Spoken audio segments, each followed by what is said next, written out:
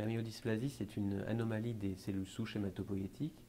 C'est une anomalie qui est à la fois qualitative et quantitative, c'est-à-dire que les cellules fonctionnent moins bien et elles peuvent être en plus faible abondance ou en plus grande abondance dans la moelle osseuse. C'est une anomalie qui ne rentre pas dans les cases diagnostiques habituelles et donc on a ces cellules mal faites qui s'appellent des cellules myélodysplasiques et qui, du coup, entraînent un certain nombre de conséquences chez les patients. Alors, est-ce que c'est un cancer? C'est beaucoup dire. Je crois que c'est surtout un état pré-cancéreux, c'est-à-dire que ces patients, on sait qu'ils peuvent à terme développer, par exemple, une leucémie. Et donc, c'est pour ça que c'est important de les prendre en charge rapidement et de leur proposer un traitement de cette maladie. Alors ensuite, est-ce qu'on connaît les causes de la myélodysplasie? C'est beaucoup dire. À l'heure actuelle, on peut penser que 20% environ des myélodysplasies sont connues.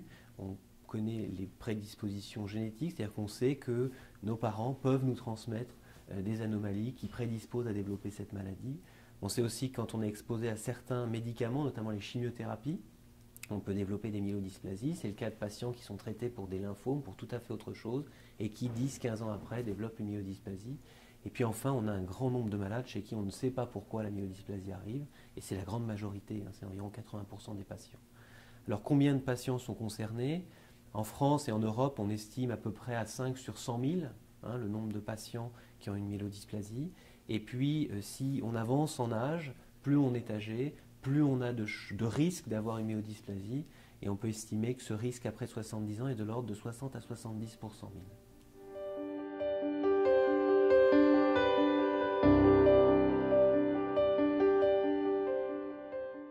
Donc en France et ailleurs dans le monde, la myélodysplasie est la plupart du temps découverte de manière fortuite.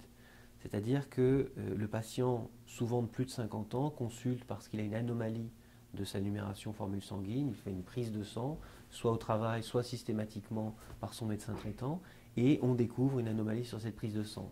Cela engendre un certain nombre d'explorations, et le plus souvent, c'est comme cela qu'on tombe sur les myélodysplasies, c'est-à-dire qu'à force de chercher de ne pas trouver de cause particulière, ce n'est pas carentiel, ce n'est pas une autre cause dont on connaît par exemple pour les anémies, eh bien, à force de chercher, on finit par faire une aspiration médulaire, un myélogramme en français, et à ce moment-là, on tombe sur la maladie, et la plupart du temps, c'est de cette façon-là qu'elle se révèle.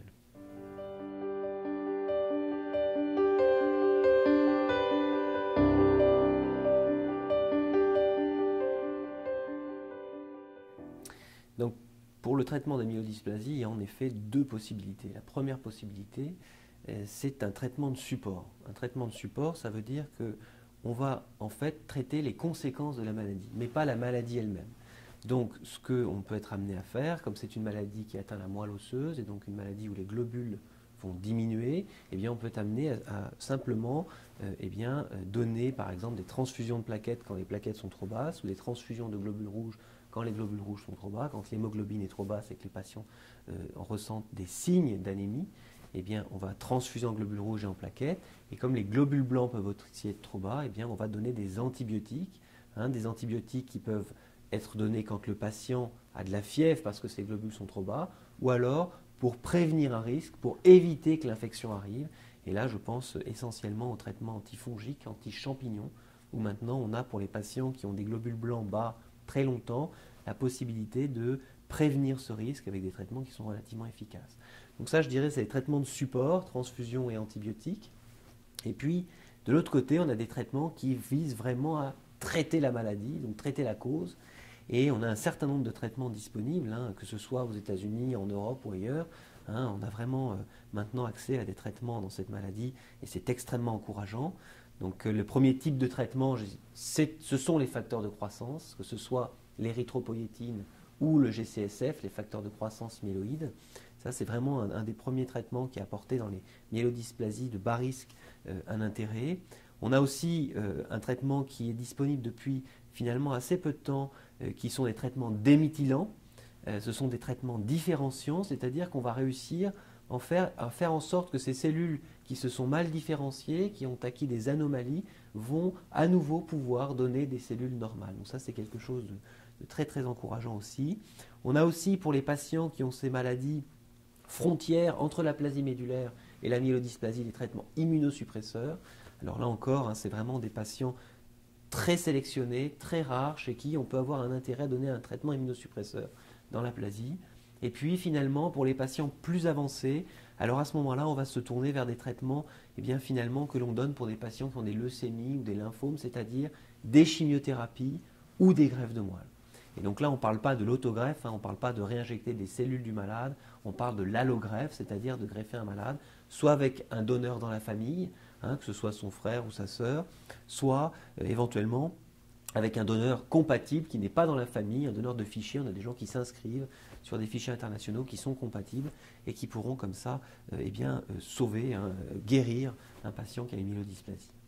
Alors, sur le plan, je dirais, du long terme et en tout cas des conséquences de ces traitements, c'est évidemment très différent. Si on donne des traitements, je dirais, de type facteur de croissance ou des traitements de type immunosuppression, les conséquences sont finalement assez rares. Et les patients supportent très très bien ces traitements. Certes, les globules blancs chutent, certes, on a besoin de transfusions, d'antibiotiques, mais finalement, le traitement est assez bien supporté. Quand on rentre dans les traitements par déméthylant ou par chimiothérapie, là évidemment, c'est un peu plus compliqué. On peut avoir de la fièvre, on peut avoir des éruptions au niveau des points d'injection, on peut être hospitalisé pour réaliser ces traitements, donc ça peut être un petit peu plus contraignant. Et puis enfin la greffe, alors la greffe c'est à part, parce que la greffe finalement, on peut à la fois guérir la maladie, mais on peut aussi être amené à induire une nouvelle maladie, qui est la maladie du greffon contre l'autre. Qu'est-ce que ça veut dire? Ça veut dire que le nouveau système immunitaire qu'on a greffé détruit la myélodysplasie, mais peut ne pas reconnaître le patient et l'attaquer et entraîner des réactions à la fois cutanées, digestives, hépatiques qu'on doit prendre en charge.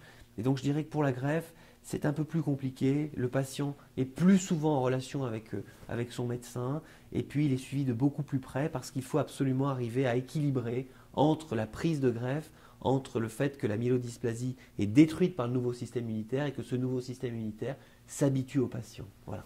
Et donc je dirais qu'en gros, ce sont ces types de traitements disponibles, les effets secondaires. Et encore une fois, la prise en charge, je dirais qu'il n'y a pas une prise en charge propre d'un effet secondaire. Il y a vraiment le fait de prendre en charge les choses avec son médecin, d'en parler, de discuter, de voir quel est le meilleur traitement. Et la prise en charge des effets secondaires est vraiment propre à chaque traitement, chaque complication. On a évidemment un traitement disponible.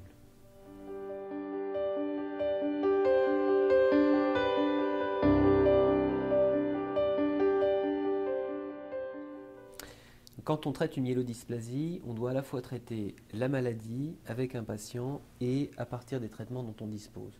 Donc la première chose à faire, c'est de pouvoir caractériser le plus précisément possible la maladie du patient.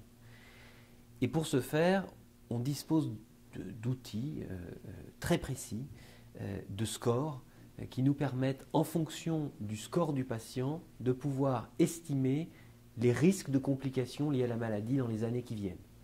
Et donc un des scores qui a été développé, c'est l'IPSS. Alors IPSS, on dit IPSS en français, mais le terme c'est International Prognostic Scoring System. IPSS, ça a été développé par des Américains. Et en fait, ce score nous permet, à partir de la numération, du nombre de cytopénies, donc du nombre de s'il y a une anémie, une thrombopénie ou une anomalie des globules blancs, du nombre de cellules myélodysplasiques dans la moelle, du niveau de ces cellules myélodysplasiques, et des anomalies cytogénétiques, c'est-à-dire des anomalies chromosomiques de cette maladie, de classer les malades avec des malades qui vont être plutôt de bas risque, c'est-à-dire dont on sait qu'ils ne vont pas être exposés à des complications importantes de cette myélodysplasie très vite et dans les années immédiates, et puis des patients qui malheureusement ont des critères plus péjoratifs, de plus haut risque, où finalement on s'aperçoit qu'il va falloir absolument donner un traitement rapidement. Et donc à partir de là, on va évaluer le patient. C'est-à-dire qu'on a évalué sa maladie, on va voir à qui on s'adresse. On ne va pas pouvoir proposer un traitement à quelqu'un de 50 ans qui soit le même que quelqu'un qui a 75 ans.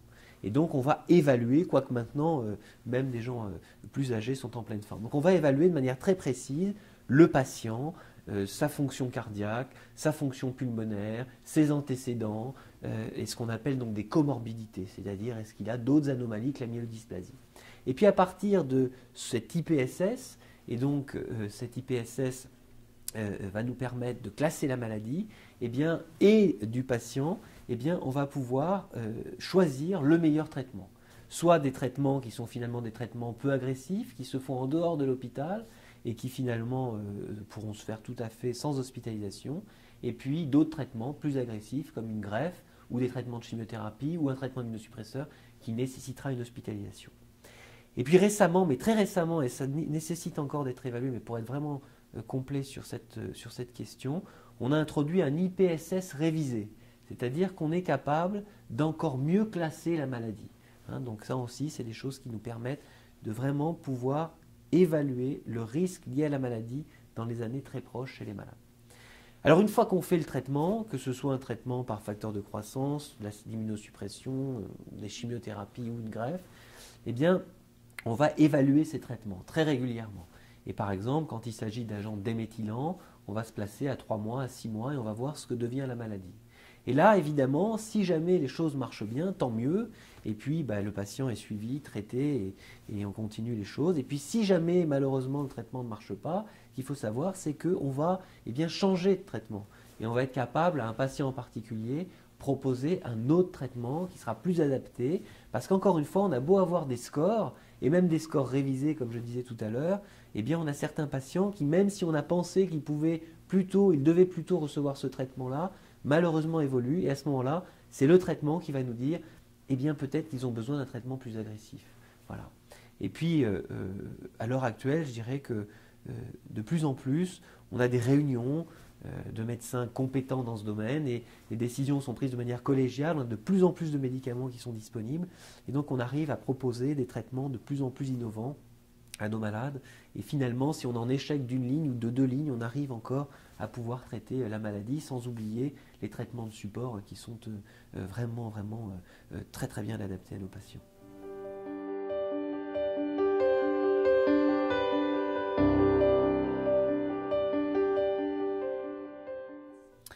Alors pour traiter les myélodysplasies, on a maintenant le choix de très nombreux traitements. Et donc je dirais que plus que des nouveaux traitements, ce qui actuellement vraiment motive les chercheurs, c'est d'associer des traitements entre eux. C'est-à-dire qu'on a des traitements qui sont capables finalement de cibler la cellule malade, d'autres qui vont finalement cibler le système immunitaire, d'autres qui vont remplacer comme la greffe ce système immunitaire. Et donc l'avenir, à l'heure actuelle proche, eh bien, c'est vraiment d'arriver à associer ces traitements entre eux et de faire en sorte que le patient puisse avoir plusieurs traitements et des traitements qui vont cibler plusieurs caractéristiques de la maladie. Et donc, par exemple, eh bien, on peut imaginer que des patients reçoivent des traitements déméthylants, donc différenciants, avant de faire une greffe de moelle osseuse. Et ensuite, une fois que la greffe est faite, on va à nouveau leur donner ces traitements après la greffe pour faire en sorte que l'ensemble des traitements soient beaucoup plus efficaces dans le contrôle de sa maladie et qu'on évite que la maladie revienne à long terme.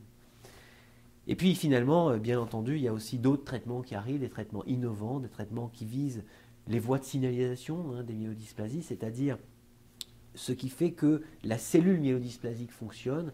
Et donc ça, c'est des traitements qui sont peut-être plus lointains dans les années qui viennent, mais là aussi, on a un certain nombre de traitements qui vont être évalués chez nos malades. Et encore une fois, la recherche dans ce domaine est extrêmement active. Donc je suis assez confiant sur ces combinaisons ou sur l'arrivée de nouveaux traitements pour vraiment pouvoir rendre service à nos malades et à traiter au mieux ces patients.